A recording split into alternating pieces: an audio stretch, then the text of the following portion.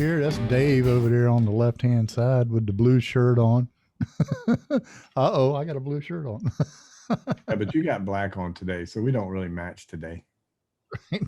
Well, welcome everybody. I do want to say one thing though. I was looking at our site earlier, and we're hitting over 520 views. So I want to thank everybody for watching. I mean, I appreciate y'all hanging in there with us. It's Real cool. yeah, it's super cool.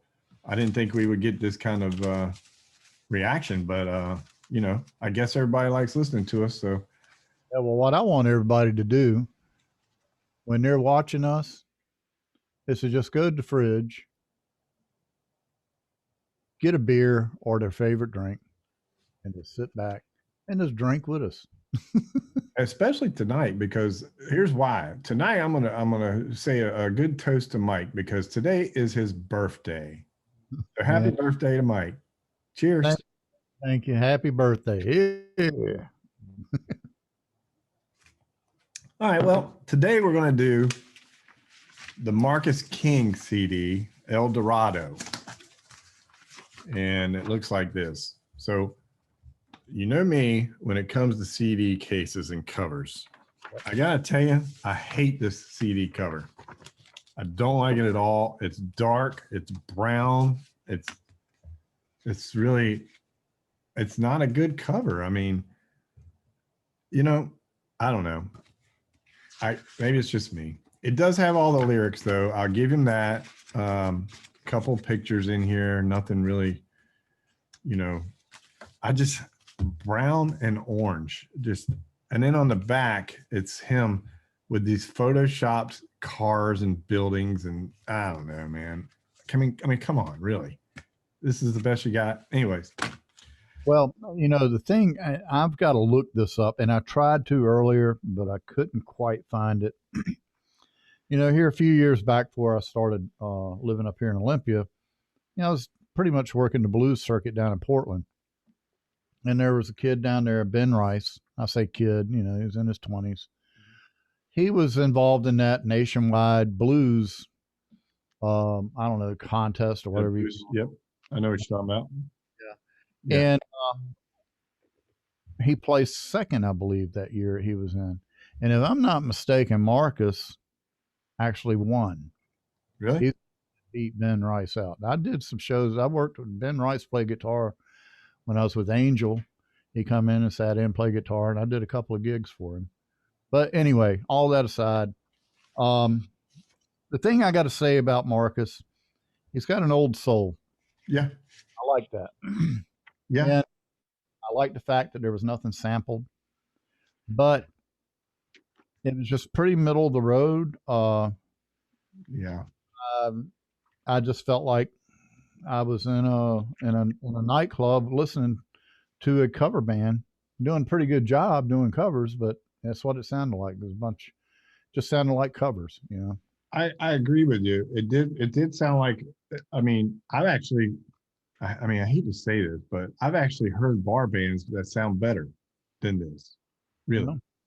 What it reminded me of is when you hit the demo on your keyboard and the band that plays on the keyboard, and then you can sing and do whatever you want with it. That's what this reminded me of, because every song is very cookie cutter. I mean, it's just, I literally, I have gone over to my keyboards and hit the demo and played the drums to the demos. And that's exactly what this sounded like to me. Like they just hit the demo switch. He came in and sang and did a little guitar, and that was it. I mean, it kind of disappointed me because the Marcus King band, their first CD that they had was called Soul Insight, right? Well, I didn't listen to that one today. I listened to, there was another one they had I listened to, and it pretty much sounded the same as this. It was like, yeah, you probably listened to the Marcus King band. Is it the one that had the lion on it? I'm not sure. It had kind of it was a little bit of a busy cover, a lighter. Okay. That was Carolina Confessions. Right. Yeah. And that one did. And actually the Marcus King album kind of sounds similar to this in a way, except for there was better guitar work in it because I mean, that one, the first one, they self-produced, the best one, in my opinion. I actually thought it sounded a lot like the Allman Brothers. There was Right. really good guitar work. The band was working together. I mean, you had the horn section. And then they went to the next CD, which was the Marcus King Band. That's all it was called. And it was produced by Warren Haynes. Huh. So you got a little bit more guitar, but you could hear some of the Warren Haynes influence. Yeah. And then Carolina Confessions was produced by none other than one of our favorite producers, Dave Cobb. Oh yeah. So I was surprised that Dave Cobb produced that last one because it really didn't sound like a Dave Cobb production, Yeah. even though it sounded good. It did have a good sound. Um, then, of course, he also did a little EP. It was called Due North, and that was some stuff that was left over from the Warren Haynes sessions. Yeah. But this is actually considered the Marcus King solo CD, Yeah. which is Yeah. strange to me. But Well, okay. I'll give you a little rundown here of what I thought on each song. Yeah, Uh, I'll chime in with you on them. So, all right. Okay. So number one, Young Man's Dream, dreamy, old school. all right. Now, Uh, here's my take on that was they shouldn't have put that one first. right. They It should, was it was too desolate. yeah. I mean, it would have been a good ender, maybe the ending, maybe. I don't know. I just think when I first heard it, I'm like, wow, this is pretty boring. Should have done "Say You Will." That should have been an opening. Yeah. Number eight. But that okay. I got it down there as dreamy and old school. The Yeah. second one, The Well, The Well. White Stripes. Well, the thing about The Well, I liked it probably the best song to me on the CD because it sounded more like him. It sounded more like the first CD. Mhm. It actually had some little bit of rock and guitar in it, right? But I don't, yeah, White Stripes is a pretty good, yeah, because the guitar sound sounded a lot like Jack White. well, and the openness of the way it was done and the simpleness, it Yeah. just felt like a lift off the White Stripes. Yeah, that's a good one because I didn't even think of that. But yeah, I mean, you're right. Now that I'm thinking of it, The that's third one, Wildflowers and Wine, mhm. that's just old 12-bar blues, old school. You I know what? mean, You know I what? Al Green could have done that song and did a Let me lot of let me tell you what that song is. It's Georgia from Ray Charles. right, right. It's exactly the same key, same chords, everything. Because I'm sitting there listening to it and I'm singing Georgia. I mean, even the backup vocals, everything was. It's like they just ripped off Georgia. Yep. On that one, and that goes back to what I was saying earlier. You just hit the demo button, Right. and there it is, right? And So then yeah, One Day She's Here. It was a good R&B feel. I don't know, I mean, I've heard it pretty cliche, it reminded me of the Spinners. right. Yeah, a little bit. Yeah, Sweet Mariana, you Sweet know, Mariona, and uh, nice subtle Caribbean feel. I kind of thought that was a little bit better, but it's a little too Jimmy Buffett, you know, What's you know what it reminded me of? that? Tequila Sunrise. Well, yeah, The yeah. bass line was identical to the bass line in Tequila Sunrise. Okay. I didn't go that area with it. I was just thinking of the kind of feel he was coming across with, and it just reminded me a lot of what something Jimmy Buffett would have done. Mm-hmm. Yeah, Uh, I mean, I definitely could see that. The bass line was a total Tequila Sunrise. I played that song a million times, and I heard that bass line, I'm like, that's Tequila Sunrise. then you got Beautiful Stranger. That was 12-bar blues, Yeah. and whole running common thread with all these. Everything was at a medium to a medium slow tempo. Yeah. You and Beautiful Stranger, 12-bar blues, traditional. Break, that was a 6/8 halftime waltz. Mm-hmm. Mm-hmm. Mm-hmm.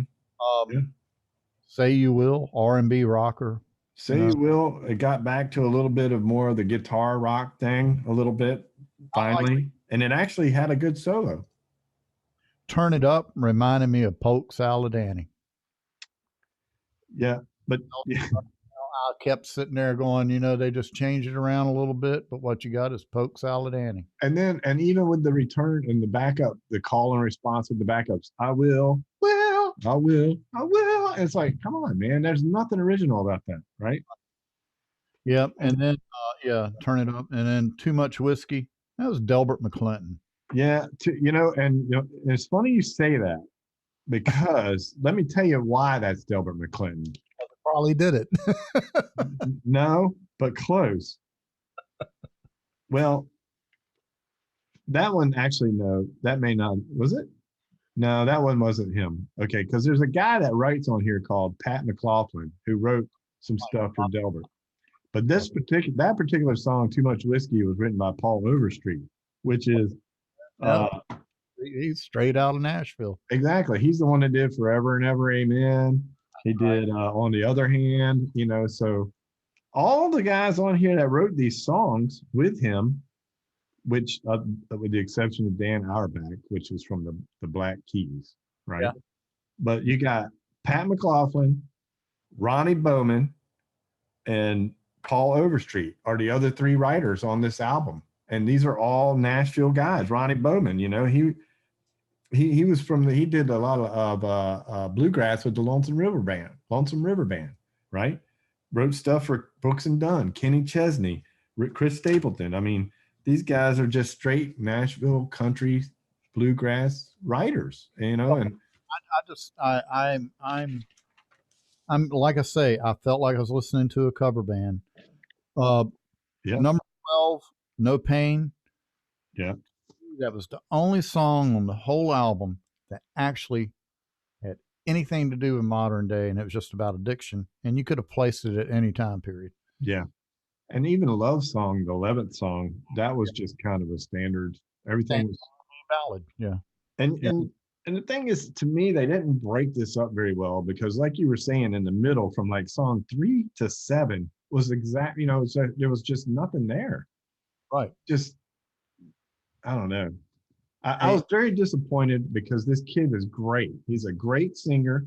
He's a great guitar player, but they just strapped him down to this little formula of these songs. And I don't know, man. I was not impressed at all. I think I don't know. I think if I don't know if I was him, I would be looking at whoever was handling me, management wise, and then would point this out and go, look, was this just a demo thing, or are we digging in and just demoing these songs, or what? Oh, I like I said, I listened to the Carolina album, and actually, I heard a lot of the same feel coming out of that album. I didn't go through I didn't listen to the whole album song to song. I just touched basis on each song, went through every one of them, and it wasn't much different there. no. I actually listened to all of his albums and all of his songs, and I've seen this guy before. I've seen him play live, and his live stuff is unbelievable. I mean, it's much better than what they just did on this record. Now, I don't know if they were just trying to do this to win a Grammy or whatever it is, but if I was him, I'd call Joe Bonamassa up tomorrow and say, "Produce my next record, please, because I All, need more guitar." like I say, all this stuff was, and you used the term earlier. I don't know if we were on the air when you used it, but you used the cookie cutter term. Yep. And what it was, it's straight out of the '80s cookie cutter. Yeah. These different arrangements and everything, I mean, and I've got nothing against that. I mean, that's where I was in my heyday, was playing in that area. yeah, You know, after a while, if you're going to do blues, do some blues. I mean, don't do what everybody has heard every day and change the words. Don't do yeah, Storm Monday and put different lyrics to it, which has been done right. several over. But Well, this album, they actually got it up as a Grammy for Americana, is what they're calling it. So to me, it's not Americana at all. no, Americana is more like folk to me. they need to put a category out there and call it cover. Yeah. Absolutely. Well, let me talk a little bit about the production of it real quick because I like to delve into that. And it was produced by Dan Auerbach, who's from the Black Keys. And he wrote every song, played on everything, played all the instruments, and it's just crap, honestly. Um, I hated the way the bass sounded. It was the worst bass sound that I've heard in 20 years. I mean, there was no definition to the bass. I don't know if you noticed that, but Yeah. I do. And it was terrible. Another thing I did not like at all about this record is the bass drum sound had no definition. And the cymbals sounded like trash to me. I mean, it actually sounded like they were fake cymbals. They were Yeah. That's a fad that these drummers are going through today. I don't know what the deal is.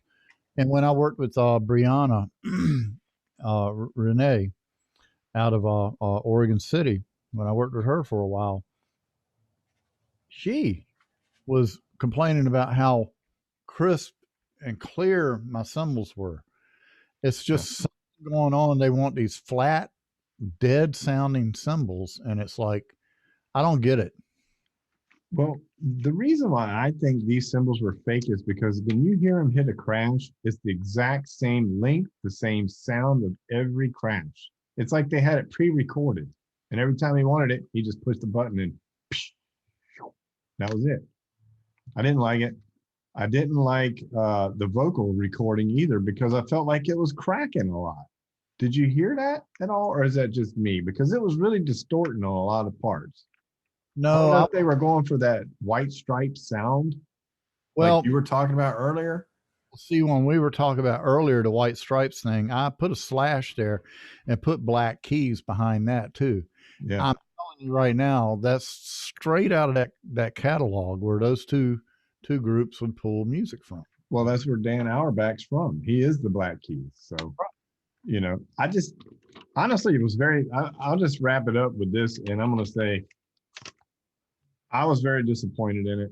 I was expecting to hear a great guitar rocking, his soulful voice, which he did. He did a good job singing on pretty much all the songs, but it was just nothing for me. It was like if it almost sounded like it was an album that you would do on like your 20th album and you're just mailing it in. That's what it sounded like to me. Well, listening to this, the only thing I think I can give it at the best rating wise, it's probably a 5 at the best. And I'm pushing it to get it there. Yeah. Yeah. I was, I was sitting here debating because I'm like, last week I gave Steve Earle a 6.5. And after listening to this, I feel like I might have cheated Steve Earle a little bit last week because at least everything he did was him and original and straight into it was just him, Yeah. Where this, on the other hand, it almost sounds like they recorded everything and had him come in and sing, and then every now and then play a minute or maybe even 30 seconds of a guitar solo. The best guitar solo on the whole album was on Say You Will, and they faded it out. And it's like, I mean, I don't know. I was thinking 6 on this, but after talking to you about it, I think I might even go lower. I may go 5.5. I'm trying to be generous at 5 because like I said, every one of these songs are straight out of the cookie cutter that I was dealing with in the 80s. Yeah, Like, and it's almost like a bad country record. yeah. Really, I mean, there was some good playing in it. The steel was nice to hear, even though I'm sure that was Dan Auerbach. But to me, it sounded like a Dan Auerbach album with Marcus King singing on it. Yeah. Well, when you told me it was Gene Grissom on drums, Yeah. everything fell into place in my head. So Mhm. I met that man more than once at Young and Studio in Nashville, Mhm. Young Studio. Yeah. And I remember they were sound checking the drums, and Chip Young had I don't know how he was doing it, but Grissom's in there hitting his drums. It was total separation on every drum. There was no bleed over in the right channel from the first rack tom. There was Yeah. no bleed over in the left channel from the floor tom. That's the way he had everything set up. It was totally separated. So later on, he could come back and blend it. Yeah. You know? Well, Dealing with that era and at that time and knowing him, and Hayward Bishop, another drummer, David Humphreys, they called him Home Fries. Of course, Benny Collier, he was hot at the time in Nashville. Yeah. Everybody was using him. I mean, these guys were hot, but this was all cookie cutter stuff here. There Mhm. was nothing new, nothing exciting. Nope. It all before. Very easy to listen to. It would be Yeah. something to put on a low volume in a bar. You want to call a speakeasy, for example, not in there to rock and roll, but a speakeasy where people could sit and talk and nod their head to the beat of the music. I think it's better at like a Starbucks. Well, yeah. Well, you know. Anyway, here's Anyway, here's the album. Marcus King, El Dorado, which the only thing I can figure El Dorado, he did mention Cadillac once. I mean, he's got pictures of Cadillacs. It makes no sense to me, Mike. This whole album makes no sense to me. well, yeah, yeah, yeah. Pink The, Cadillac. the album covers crap. You got nothing but Nashville session players. And I mean, I don't know. Well, they're the old school. They're the old school Nashville players. They're not. Yeah, they're not even up to date. They're not even the same guys you see, with like the modern people anymore. I don't know, man. That I, are, I, I was really expecting a lot more. yeah, these are the guys, like I said, that were doing it in the '80s, in the '70s. I mean, Oh, anyway, like I said, I'm giving it a 5. That's as far as I can push it. Because you talked me down. You talked me down because I after wasn't, discussing it with you, I can't go higher than a 6. I So can't. I'm gonna go 5.5. Sounds good to me. Yeah, and I feel bad. I mean, I like the kid. I mean, I would suggest anybody go out there and just Google some of his live stuff. Watch Oh, him live. if it came on the radio, I wouldn't turn it off. I'd listen to it. I Yeah. mean, I would listen to it, but it's just not exciting to me. It didn't challenge me in any form, anyway. Nope. It's like when you take like an Eric Clapton or somebody that's doing these blues. I mean, they challenge you. Now, granted, look at he's got the top musicians in the world behind him, Yeah. but the ideas come from somewhere. So Well, you got to take advantage of that. yeah, and like I said, I hate to talk bad about the kid because I think he's better than what this CD is. I mean, I really do. He's 25 years old, man. Right. He is. But he was writing better stuff when he was 19. So all I can say is, Marcus, please contact Joe Bonamassa and let him record your next one for you because you're better than this, man. Yeah, that's the whole thing too. See, the stepping in and letting I don't know what label he's with, if he's with a label Well, or it's who. fantasy records is what it Well, is. there you go. I mean, it's a fixed format, and that's all they care about. Yeah. You know yourself. I mean, you know yourself. I mean, Glenn Hughes, all those guys, they're all over YouTube, Yeah. all over YouTube, and that's where they're pushing their music. Yeah. Yeah. I mean, unless this was just a dream of his to put out this, I don't know. I can't imagine. I mean, it can't be because it had so many different writers on it. I mean, it was just a bunch of old dudes sitting around in a studio writing songs that sound the same as every other song they've ever recorded. And then they just told Marcus to sing his words, you know. Anyway, we'll drop it from there. Yeah. No, If I kind of, you got to give some props. I mean, 25 years old, yeah, definitely got an old soul happening there. He he he does. he plays a lot more weathered. His singing is a lot more weathered than a 25-year-old. It is. I just feel like they stuck him in a box on this CD and he just didn't break out. And I really, there's only 2 songs on there that I even think sounded like what he should be sounding like. And the other 10 are just, I don't know. Anyways, Maybe maybe this is the growing up. yeah, I guess. Yeah, I think somebody talked him into doing something he shouldn't have did. maybe his next album will be a total 180. Yeah, hopefully. And hopefully it'll be in Joe Bonamassa's studio and Joe Bonamassa will say, listen, you need to play 3.5-minute guitar solo, not this crap you just did. So anyway, Get rid of those stuffed country drums and get Jason Bonham in here. You know? Yeah, get somebody with some energy. I mean, and Yeah, get somebody that can actually make it sound like a drum. yeah. Because And I don't know what that sound was that I was hearing. I was very unhappy with the whole CD, the production. like I said, in the '70s and '80s, that was the sound everybody was going for, but it's not there now. Well, there's a reason why we progress away from things.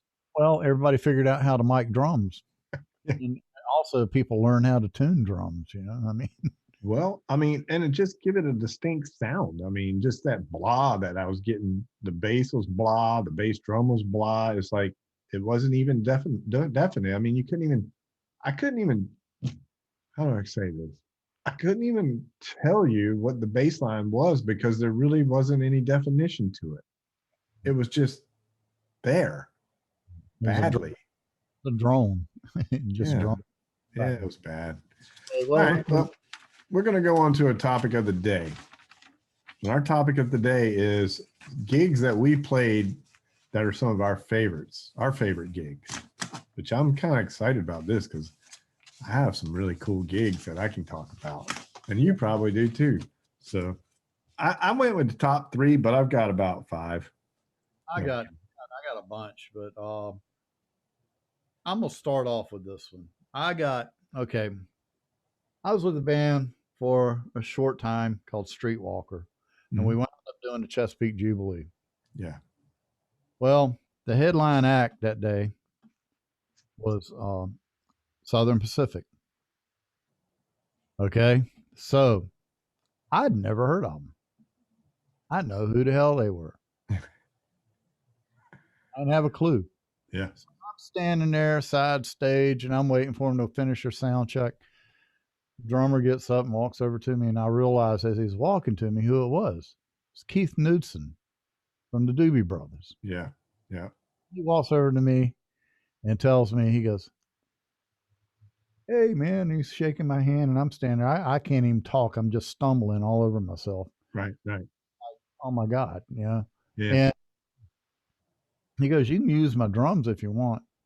And so instead of being smart about it and going, "Well, I really prefer to use my drums," I said, "Okay, I'll use yours." Worst gig of my life on stage. Yeah. I mean, I was so enamored that all I could say was, "Oh, yeah, I'm play Keith Newton's drums." The thing was, see, okay, I had a 1953 Leedy snare. Mhm. He had the same one that Craviotti at DW had customized for him. Wow. Saw it, mahogany shell, the whole 9 yards, and he's like pointing at it, and then he points at his drums, and it's identical, same thing, even set up with the same. I put cast hoops on mine. He had cast hoops on his. Yeah. The only difference with his was it was a lot nicer looking. Yeah. Had the gold plaque on the side of the snare, Craviotti. Right. Yeah. Right. And I'm like, oh my God, yeah. But But the drums were set up so different, right? we actually did a good job. I mean, the band sounded good. Everybody was happy. I was just I couldn't do the things I wanted to do. Cymbals are way too high. Yeah. I'm playing along. I'm reaching up to hit something and it ain't there. I'm like, Yeah. That is the issue. That's the problem with playing other people's stuff. So yeah, and I was swinging at it. But I mean, these were the guys that were on stage of Keith Knudsen, John McPhee, Jerry Sheff. All three of those guys were with the Doobie Doobie Brothers. Brothers, yeah. Yeah. Tim Goodman on vocals, and then Dave Jenkins of Pablo Cruz took over for him. Glenn Harding on keys. Okay, Glenn Harding played with any and everybody. Linda Ronstadt, Right.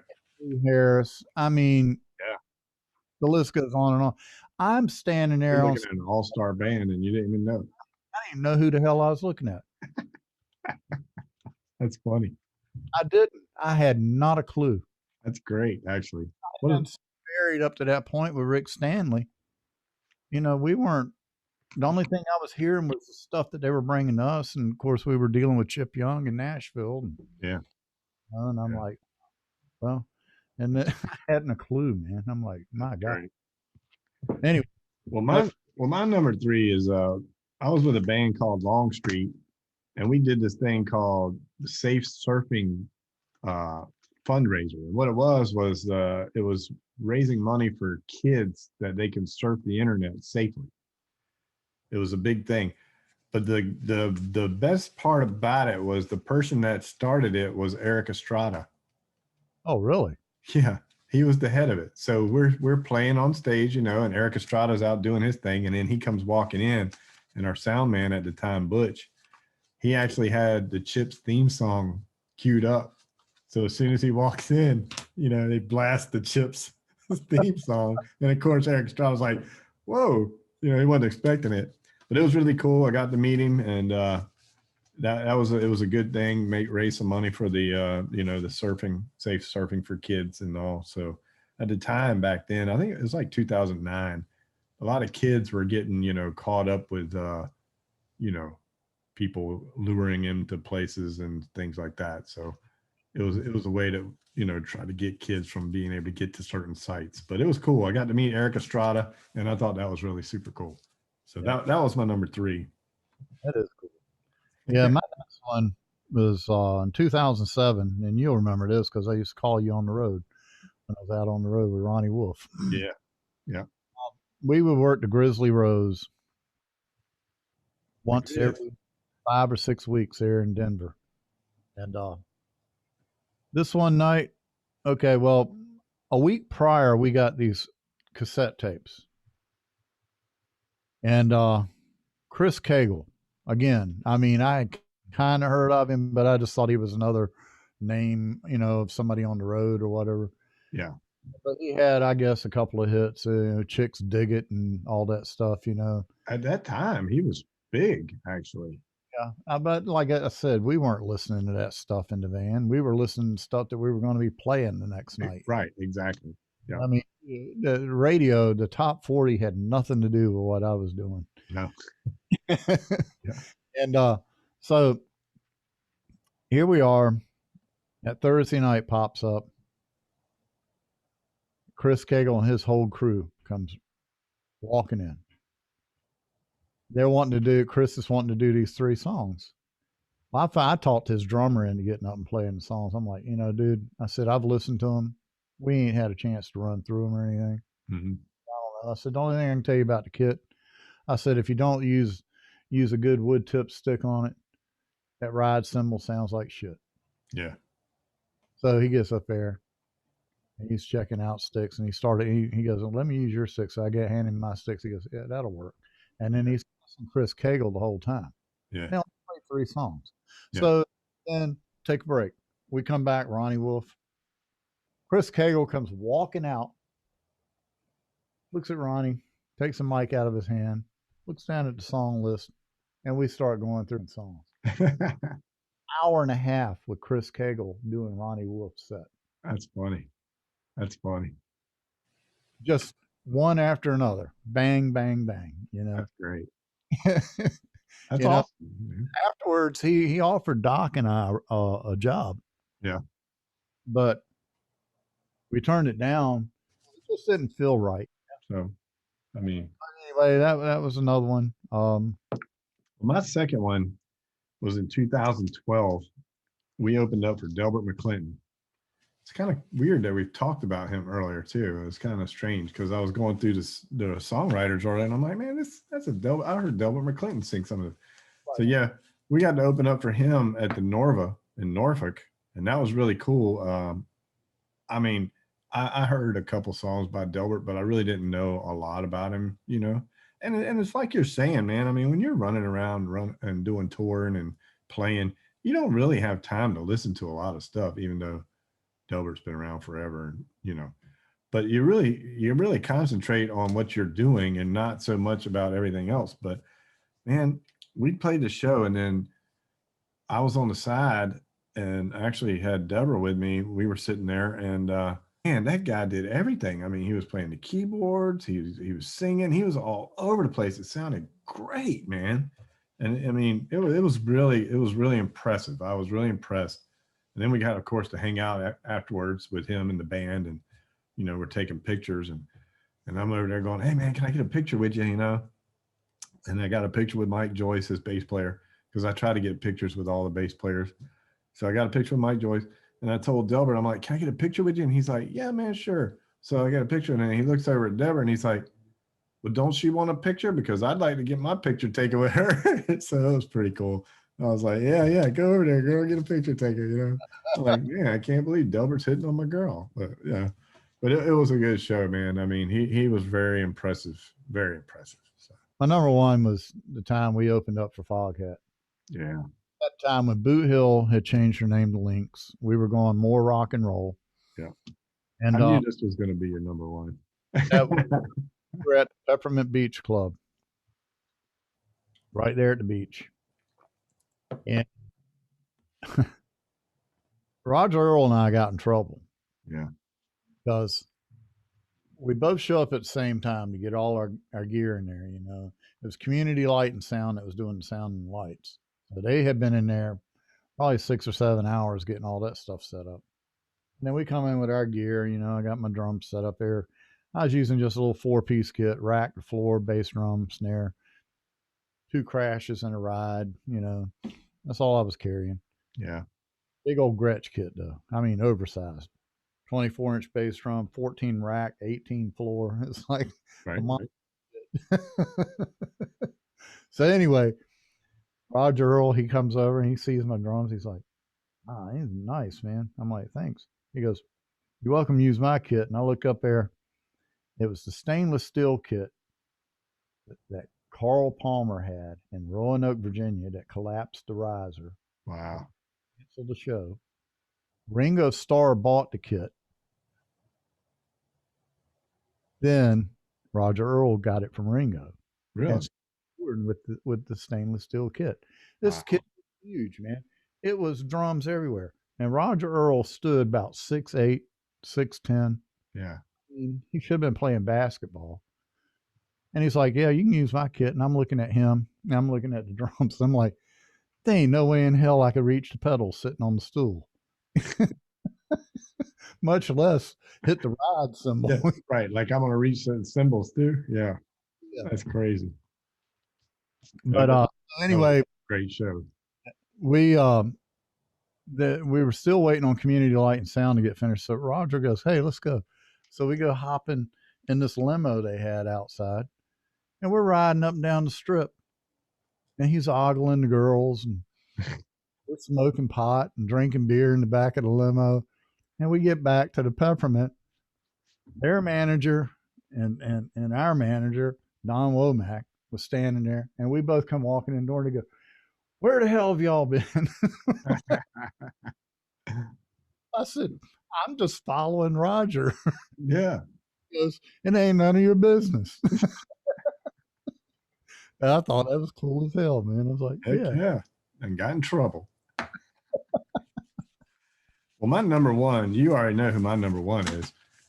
This was back in 2012 again, and back with JP3, we went to open up for Johnny Winter at the Jewish Mother in Virginia Beach. And honestly, I mean, I played a lot of shows, and with JP3, we were doing a lot of, like electric blues. Yep. And there would be times when you would play for people, and you know how it is. You're just kind of there. People don't really pay much attention sometimes. But at this show, everybody came to see Johnny Winter. And then, of course, we opened up, and it was the first time that I ever felt like we were appreciated. Yep. You know what I'm saying? Because people were there to hear that style of music. And I mean, we had a great set. And if I'm not mistaken, it was the first show that we played with Aaron on drums. So it was like his first show with us. So, we had, practiced the set, of course, a couple of weeks, maybe, if that much. So it's kind of like, you know how it is. You got butterflies. You're like, I hope it goes off with, no problems. But as soon as you hit that first note, everything goes away. But we were fortunate, too, that the light and the sound guy knew who we were, because the light man was the guy from Norva, and he had seen us play there a few times. So he kind of knew our set. The sound man had us pumping. It was great. And I mean, we got off that stage, and I really felt like I felt like a celebrity, man. I mean, everybody was just like, wow, great, great set and all that. And it was really the first time I ever felt appreciated There you playing go. a show. It was awesome. And then, of course, we get to watch Johnny Winter, and then so that Uh, was super cool. there So were a couple of shows that I did that I felt really special about. I was called in to set in for Stonewall with a Super Grit Cowboy Band, mhm. and the first show we had, okay, they called me, picked me up in Raleigh, and in the van on the way to Blowing Rock, I'm doing crash courses on all their music with headphones and a little cassette player. And Dana, the guitar player, he acted as a music director for me. He stood next to me, directing me with things to do. Yeah. We open up Blowing Rock, North Carolina at PB Scott's, okay? And we got done with the first set. Clyde Maddox come running over to me, grabbed me, picked me up, spun me around. And he's like, dude, you did it. I'm like, I don't know what I did, but I hope it was right. Right. I had a similar thing like that too, because when we were touring up on the Northeast for a while, we did Manhattan, and then we went to Buffalo, and then we were on our way to Cleveland, right? So between Manhattan and Buffalo, the band that was opening for us in Cleveland called up and said, "Hey, our bass player is not going to be able to make it.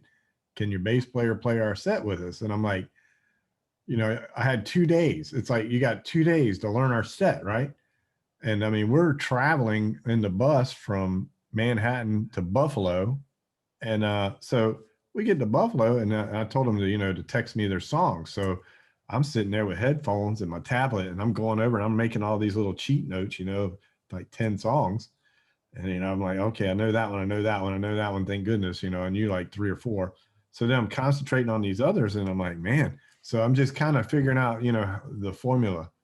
And then when we get to the show, and I asked them, all right, so what key are we playing these songs in? Because you never know, man, right? So I'm going over and all, and we kind of go through it. And then there was one or two songs I needed to get a couple parts right with them, because sometimes they're not quite typical. But I made it through that. It was pretty cool. Uh, so I did the opening. I played for the opening band, went backstage, changed my shirt, came back out, and then we headlined too. So that was pretty funny. That was a pretty fun gig, actually. But I mean, we can sit here and talk about stories all day long. You know, I remember this festival we did up in Northern Virginia one time. Man, I was so sick. I mean, I was like super sick, and I actually literally laid in the bus pretty much the whole weekend until like 30 minutes before each show, because we did like 2 or 3 shows that weekend. And I don't know what it was, but I just had a bad flu or something. And then I would get up and I'd go do the sound check and then play, give it everything I had. And that's all I could take. And then I'd go crash again. But the last night, for some reason, our drummer, he was really mad that night about something. And as soon as we finished, he takes his drum set and just starts throwing it off the stage, just picks it up and chunks it, breaks his cymbals. And that was crazy, man. I was like, what is wrong? He's like, he just wasn't happy. I don't know what it was, but of course I was sick. I just wanted to get back in there and go to sleep, and here he is chunking his thing. The band coming on after us was like, what's wrong with your drummer? I'm like, I don't know. And they're like, you going to help him pick it up? I said, no, I didn't throw it down there. He can pick him up, you know? Funniest thing I think was happening for us was in Boot Hill again. We were opening up for Commander Cody at Rogues Gallery. Okay, so here we are. We're hanging out backstage before the show. George Frayne, which is Commander Cody, he comes walking up to me. My name's George, and I'm shaking his hand. And my wife's with me, Janelle.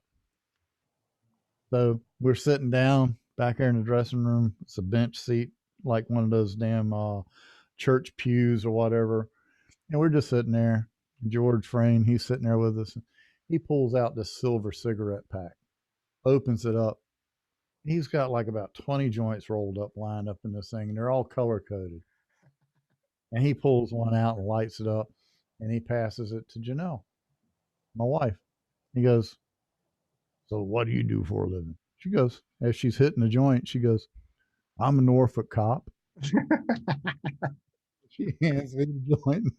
And he gets up on stage and and he didn't look at her or anything. He gets up on stage and he's like, "It's nice to be here tonight, and I can honestly say I smoked with the boys in blue tonight." That's hilarious. I got one more show that I wanted to talk about real quick, and we were doing we weren't really a supporting act, but we were kind of like at the Norva. There's a bar behind it. I can't. It used to. I don't know if it was called like the. I don't know what it was called. But anyway, we were playing there. But the main show in the Norva that night was the E Street Band. They didn't have Bruce Springsteen with them. It was just the band. So so as they were playing, they were coming in to where we were, right? So we do our couple sets and we're hanging out, and then here comes Gary U.S. Bonds, and he walks in, right? So we're talking to Gary, and he's like, "Yeah, I used to play right across the street at the pizza place. I mean, it's the same. It's exactly like it's set up now. It's so small, and we would pile all our junk in there, and we would play, and it was really cool. And then, of course, I got to hang out with Gary Talent, the bass player for Springsteen, and Clarence Clemens' son, Nick Clemens. I think he was there, and then some of the people in his band were running around, and so that was pretty cool. I mean, hanging out with Gary U.S. Bonds, man, that was cool. Was Clarence Clemens, was he alive at the time? No, he was already passed at that point. Yeah. Yeah, because he was a Portsmouth boy. Yeah. Well, we actually went and did some shows up in Jersey Shore with his son, Nick Clemens. Yeah. So wow. So that was pretty cool. Yeah. We got around pretty good for those, 5 or 6 years that we were rolling, So but it was good. Yeah, well, I mean, that's like Boot Hill. I mean, seemed like forever that we were together, but it was really only 4 or 5 years. Right. Yeah. I mean, my God. Yeah. That was a lifetime in 4 or 5 years, Yeah. Especially, when you're running around on the road a lot too. I mean, you're basically no sleep, no eating. You just you drive to the show, sound check. Crackers and those sausages.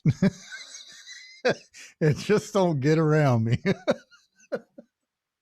Yeah. Yeah, there are some rules of the road. Yeah. All right, well, we better wrap this up because we're probably boring people now. Now we're just rambling. All right, well, the Marcus King, El Dorado.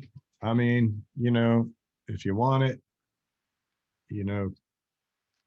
I I didn't care much for it. Not bad. I mean, Yeah. like I said, I wouldn't turn the radio off if I heard a song, but I don't think I'd run out and buy it. Right, right. Yeah. So, I mean, give it a listen, see what y'all think. I mean, I think he's better than what came out on that CD for sure. Hopefully, the next one will be a much better CD. Anyway, one more time, happy birthday to Mike. Cheers to you. Yeah. Cheers. Cheers. Cheers. And until we see y'all again, I appreciate y'all watching these videos and, like, share, subscribe, do all that stuff, and let us know down in the comments, what you think. And, if y'all, let us know what you think about this album. I mean, maybe I'm just, being super critical of it. I mean, Or if y'all want to hear something, drop us a line, say, hey, listen to this, or give us, just feed us something. Yeah, we do have a request that a couple people want us to break down some albums. So we're going to probably start doing some album breakdowns of older stuff so that we can get involved in that. Maybe bring some of the older stuff back in the light too, as well as, finding the new stuff that's out there. So we're going to have a bunch of different segments. I've got something special planned for week 10, if I can make it happen. A lot of people around my area are going to be surprised if this does happen. So, because I get more questions about this guy than anybody you would ever imagine. So if I can get him on here and prove that he is alive, there's going to be some people out there that'll be like, "Wow, I can't believe it!" Right? So, so we'll see what happens. But yeah, again, thank you all for taking the time out and listening to us ramble. So, till next time. Stay safe. Peace. And listen to the music.